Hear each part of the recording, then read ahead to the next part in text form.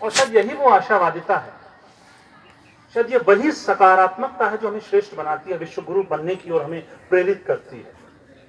और शायद यही वो धरा है, जब मैं बचपन से पढ़ता था कि क्यों इस देश ने कभी विश्व को शस्त्र नहीं दिए, हमारे शास्त्र इतने प्रभावशाली रहे, हमें हत्याएं नहीं करनी है, हमें सृजन करना है, कल्याण करना है। और शायद विश्व गुरु हम थे, हम हैं और रहेंगे। समग्रता का जो मूल बिंदु इस शीर्षक में है, जो मेरे साथी अध्ययन और अध्यापन से जुड़े हुए हैं, सामान्यतः हम ये मान के चलते हैं जो समग्रता का जो दायित्व है या समग्रता अर्जित करने की जो धारिता किसी में है तो वो शिक्षार्थी में है। और शिक्षक का यही जिम्मेदारी है कि वो उसमें इन गुणों को समाहित करे। विकास के जितने आयाम हैं, चाहे वो शारीरिक आयाम हो, चाहे वो मानसिक, चाहे सांवेगिक, चाहे सामाजिक, चाहे आर्थिक, चाहे चारित्रिक, ये मात्र थाती शिक्षार्थी की है। ये उसी का दायित्व है कि उसको अपने व्यक्तित्व में इन विमाओं को अलंकृत करना है, समाहित करना है। इस शिक्षा नीति की विशेषता ये रही, इसने मात्र दायित्व बोध शिक्षार्थी को नहीं कराया, इसने वो दायित्व बोध शिक्षक को भी कराया।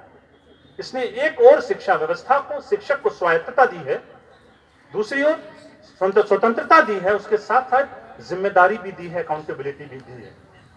जिस होलिस्टिक डेवलपमेंट की बात सर ने कही, सर ने कादम्बनी जो पुस्तक है बाणभट्ट की, जो कादम्बरी है, जहां उसने हर्षवर्धन के व्यक्तित्व की विशेषताएं लिखते हुए कहा है कि जब 64 कलाओं में निपुण होना, मैं भारतीय संस्कारों में पला बढ़ा हूं, उसी सनातन परंपरा में मेरा विकास हुआ है।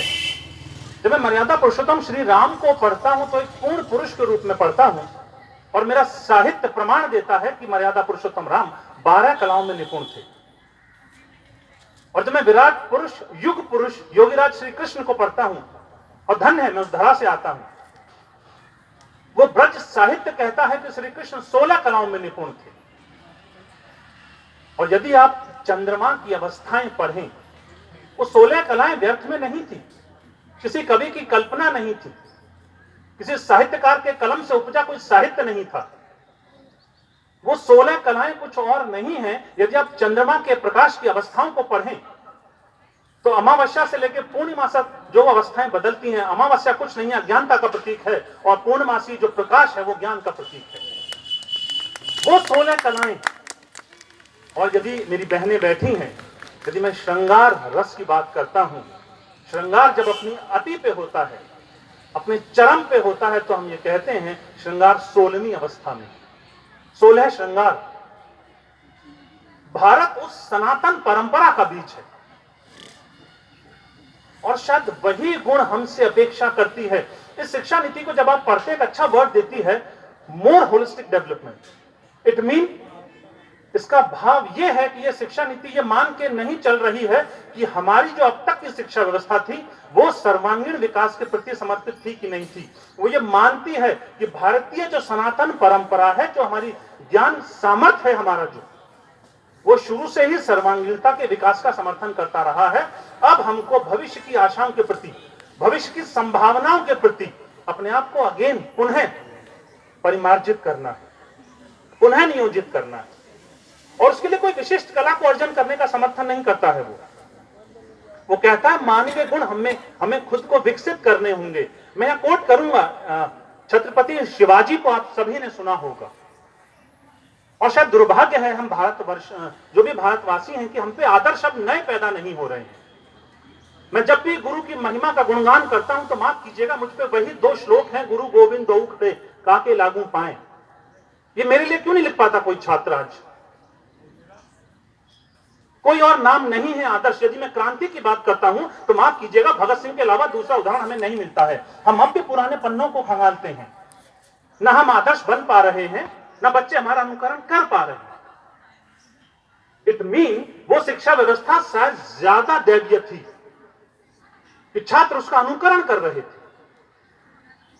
आज मेरा छात्र यदि नहीं लिख पा रहा, यदि मैं कहूं एक अच्छे शिक्षक के गुण, तो हम लौट फिर के हम धन्य हैं कि कलाम साहब हमें मिल गए, एपीजे अब्दुल कलाम साहब। वरना हम राधा कृष्णन के जीवन व्यक्तित्व को ही पढ़ते रहे। मेरे पिता ने उनसे प्रेरणा ली, मैं प्रेरणा ले रहा हूं, मैं अपनी संतानों को भी कह रहा हूं, पढ़ो राधा कृष्णन को। मेरा बच्चा मुझसे पूछता है आपका अध्ययन क्यों ना करूं पिता, आप भी तो शिक्षक हैं,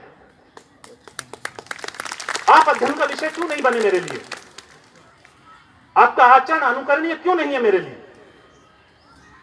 भारतीय परंपरा जो ये मान के चल रही है कि हमारी जो शिक्षण विधि है उसका मूल उद्देश्य सर्वांगीण विकास करना ही है, अब हमें उस सर्वांगीणता को, उस जिसे हम लोग कहते हैं पूर्णता को, वैश्विक परिप्रेक्ष्य में एक ग्लोबल सिटीजनशिप जिसे हम लोग कहते हैं, और हम लोग जिस, अगर आप मोदी साहब को सुनते होंगे, वसुधैव कुटुंबकम, पूरा विश्व मेरा घर, सर्वधर्म संभाव, ये शिक्षा नीति कहती है कौन से वो मानवीय मूल आप में समाहित किए जाएं, क्या विश्व के एक सफल नागरिक बन सकते हैं, विश्व के संस्कारवान और सुसंस्कृत नागरिक बन सकते हैं।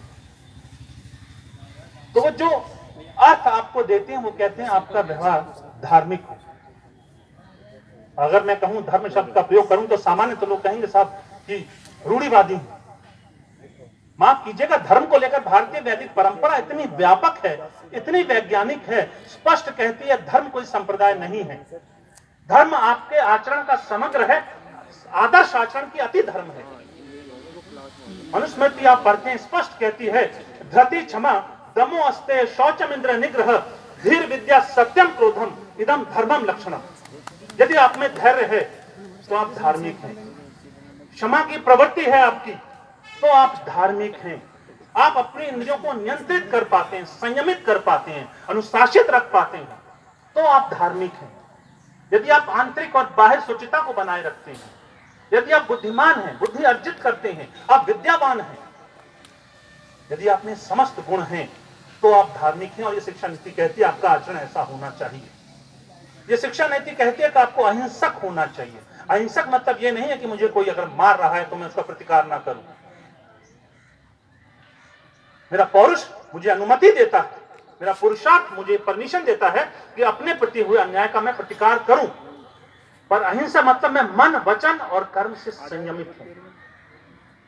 मैं किसी को व्यर्थ में पीड़ा ना पहुंचाऊं, और खाली शब्दों से नहीं, जिस चातुर्य के दौर से हम सब गुजर रहे हैं वो चातुर्यता यही है कि हम वचन से तो माधुर्य है, संयमित होने का प्रयास करते हैं, पर मन से और कर्म से नहीं प्रतीत होती। वो अहिंसा किसी को पीड़ा ना पहुंचे, शांति का समर्थन करती, आपके आचरण में शांति, आपके व्यवहार में शांति हो और प्रेम का समर्थन करती है ये शिक्षा नीति। ये शब्द मेरे नहीं है, इस शिक्षा नीति में दिए गए हैं। प्रेम का भाव कितना व्यापक भाव है, आत्मसमर्पण का भाव है, सह अस्तित्व का भाव है।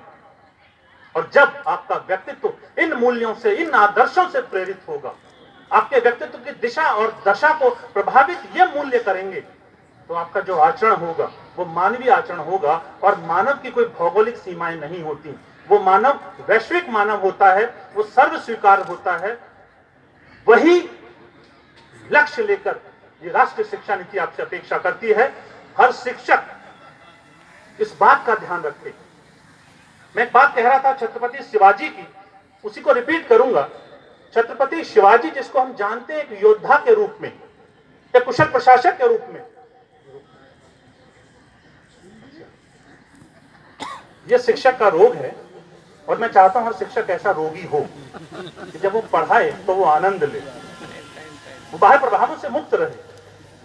ये जब प्रभाव प्रभावित करते हैं तो शिक्षण प्रभावित होता है, और जब शिक्षण प्रभावित होता है तो शिक्षा प्रभावित होती है, और जब शिक्षा प्रभावित होती है शिक्षा के उद्देश्य प्रभावित होते हैं।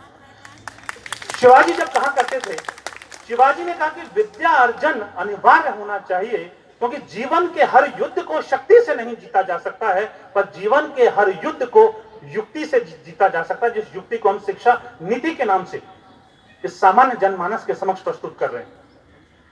तो मैं अपने मंच की ओर से, अपने महाविद्यालय की ओर से एक एक इकाई को जो व्यक्ति के रूप में मेरे समक्ष बैठा है, शीश झुका के नमन करता हूं कि आपने इस आपदा को वाकई अवसर के रूप में बदला, हमें अपना स्नेह दिया, अपना आशीर्वाद देने आए। एक एक व्यक्तित्व को मेरा प्रणाम, बहुत बहुत धन्यवाद।